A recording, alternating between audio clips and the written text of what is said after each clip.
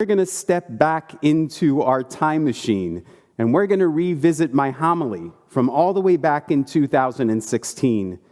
As you're watching it, you'll notice a few things. You'll notice that I was thinner and less gray, and you'll also notice that our sound and video equipment were pretty basic back then. But mostly, I hope that you notice that the themes that we were exploring all the way back in 2016 are finally coming to light right now.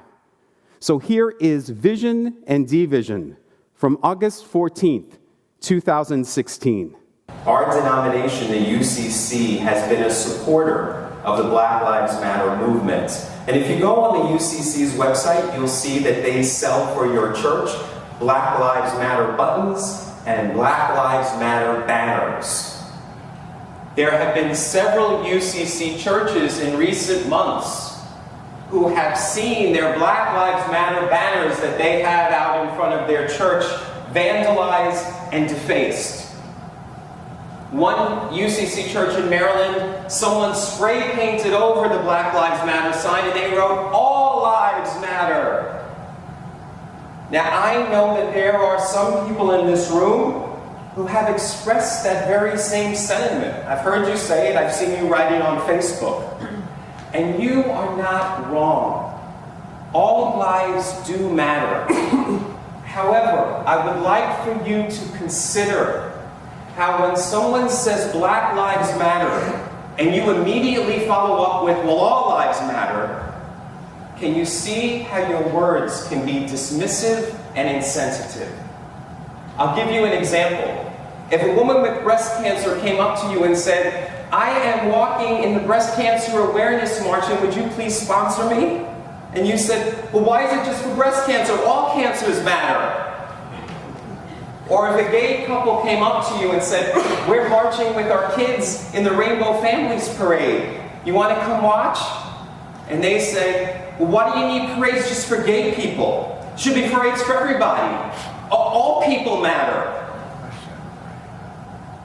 It is true, all cancers do matter.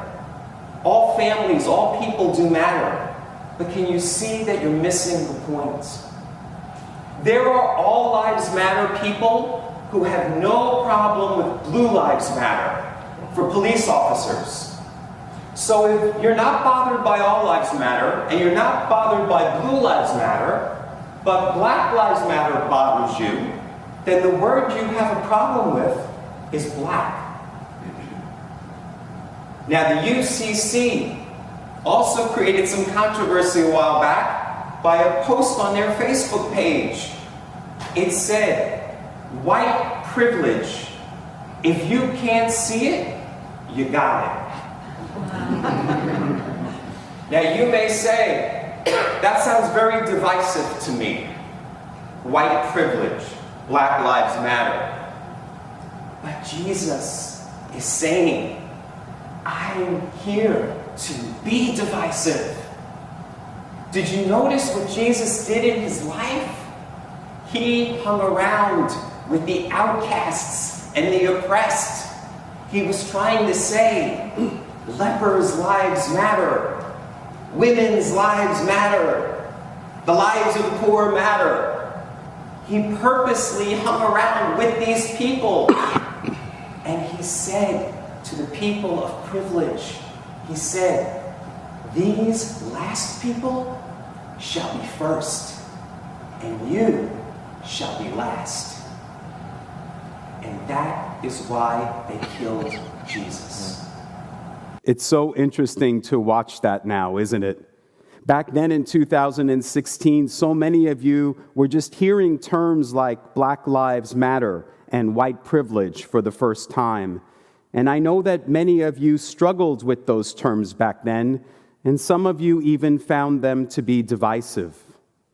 But here we are today, and so much has changed. It seems like people are finally beginning to get it. They're finally listening and learning. Hearts and minds are being transformed. This week, the majority of the books on the New York Times bestseller list were all about race and white privilege. NASCAR banned the Confederate flag from their events. Confederate and other racist monuments are coming down. The Aunt Jemima brand is changing its name.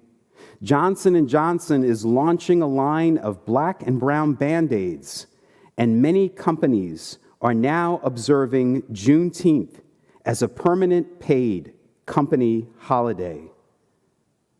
All of this has just been happening in the past few weeks. It is absolutely extraordinary. This has been a very long and painful struggle, and we still have a long way to go.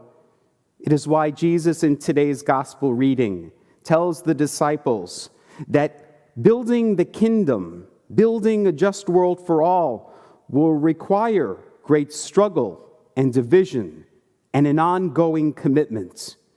But he says, do not be afraid and do not give up hope. The days may be dark and the nights may be long, but together we will rise. Namaste.